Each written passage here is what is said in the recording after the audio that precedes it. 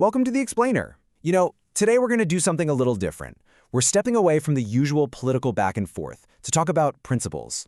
We're diving into a source that gives us a unique theological lens to look at a super complex issue today, law enforcement.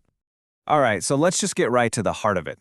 The central question this source is wrestling with is this: how can people of faith, come up with a consistent, ethical way to evaluate what government agencies are doing, especially when it comes to the tactics used by groups like ICE? This is all about moving past gut reactions to build a really principled assessment. Okay, and I really got to stress this next point because the source makes a huge deal about it. This is not about picking a political side. Not at all. The whole goal here is to give you a framework for moral reasoning, one that's grounded in theology and is supposed to rise above any one party's platform. So how do we even start to analyze something this big? Well, the source uses this really fascinating tool from a pretty influential theologian, John M. Frame. It's called Tri-Perspectivalism. Big word, I know. But what is it? Just think of it like this. It's a set of 3 different lenses. Each one helps us see the issue from a totally different angle, bring everything into focus. Okay, so let's actually put these lenses on and see what happens. First, we're going to look at the rules. Then we'll check out the real-world results. And finally, we'll dig into the motivations behind it all. By the end, we should have a much clearer picture of the whole thing.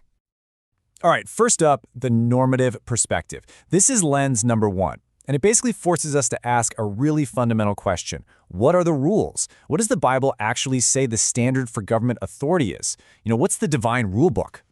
And what's really interesting here is that the source points out that yes, the Bible absolutely says government has a right to enforce laws, but, and this is a huge but, that authority is not unlimited. It's not a blank check.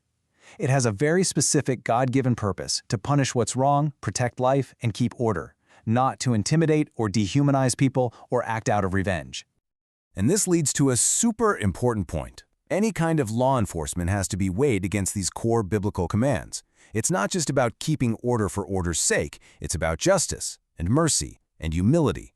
The source really highlights how the Bible commands protection for foreigners over and over again and makes it crystal clear that a good goal never justifies using evil methods to get there. So when you look through just this first lens, the conclusion is pretty stark. The source is saying, look, if enforcement tactics are way out of proportion, if they trample on due process, or if they end up harming innocent people, well, they've crossed a clear biblical line, period. Okay, let's take off that first lens and put on the second one. This is the situational perspective, and this one moves us from the rule book to the real world. It asks, what's actually happening on the ground? What are the real effects on people, on families, on entire communities? There's that famous saying in the Bible, judge a tree by its fruit. So the source takes that idea and applies it here as a very practical test. What are the actual fruits of these actions? Are the results good or are they rotten? And when the analysis looks at those fruits, well, it finds some deeply troubling stuff. It talks about things like widespread fear and real psychological trauma. It points to families being separated, communities breaking down. And it doesn't stop there. It also highlights how this stuff can lead to a growing distrust in the rule of law itself, and how it can seriously damage the church's credibility when it just stays silent.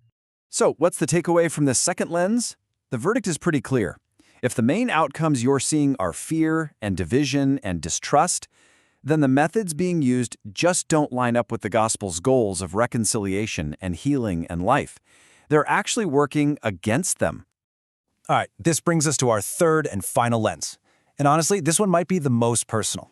It's the existential perspective. This lens turns the focus inward. It asks us to explore the heart behind the action.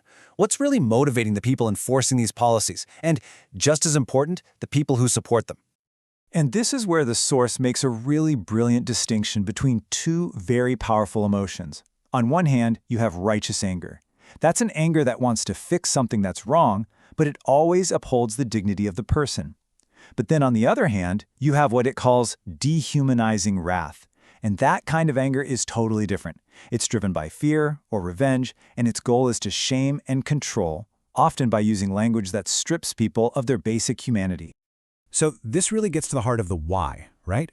The source argues that when these actions are driven by motivations that aren't biblical, like a raw fear of the other, or a thirst for revenge, or even just political self-preservation, then they can't be called biblical, no matter what the stated goal is.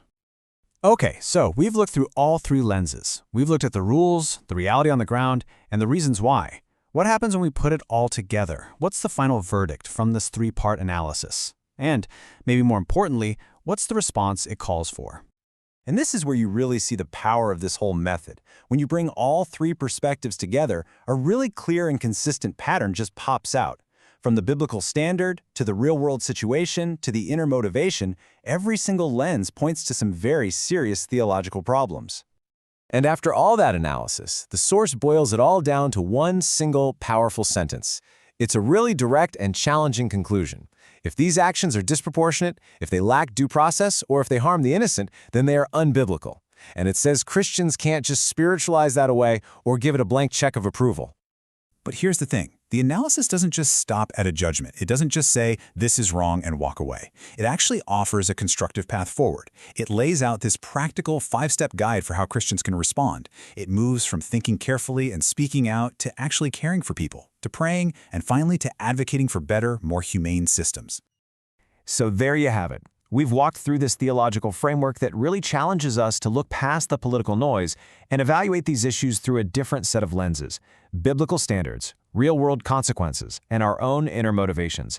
And that leaves us with one last really provocative question to think about, a question that comes right from the heart of this analysis. When you're faced with a framework like this, that lays out the moral and spiritual stakes so clearly, what is the real cost of silence?